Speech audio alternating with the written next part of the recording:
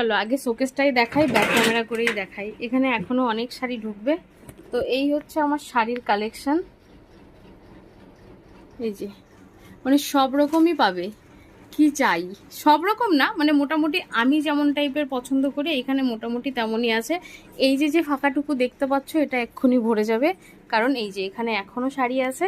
ও তার আগে আরেকটা কথা বলি, এবার কিন্তু আমি, এটা অনেক দিন হয়ে গেছে, মানে আগের শুক্রবারের দিন গেছিলাম বাজারে, তখন কিন্তু এই যে এই শাড়িটা নিয়ে এসেছি, সুন্দর একটা শাড়ি। এইটা আমি অষ্টমীতে পরার জন্য কিন্তু নিয়েছিলাম, খুবই কম দামের মধ্যে। আগে জানো তো অনেক দামি দামি শাড়ি কিনতাম আমি, এক একটা শাড়ি 2500 3000 টাকা করে কিনতাম।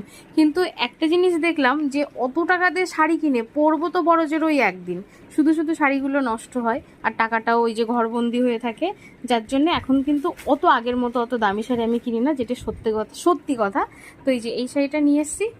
আর এখন যে ভাইরাল চলছে, ট্রেন্ডি না ট্রেন্ডি ভগবান জানে কি বলো তোমরা, এই যে এটা, এই শাড়িটা আমার ভাইরা আমাকে এবার রাখি বন্ধনে যে টাকাটা আমাকে দিয়েছিল দু ভাইতে মিলে, সেই টাকা দিয়ে এই যে এই শাড়িটা নিয়ে এসেছি।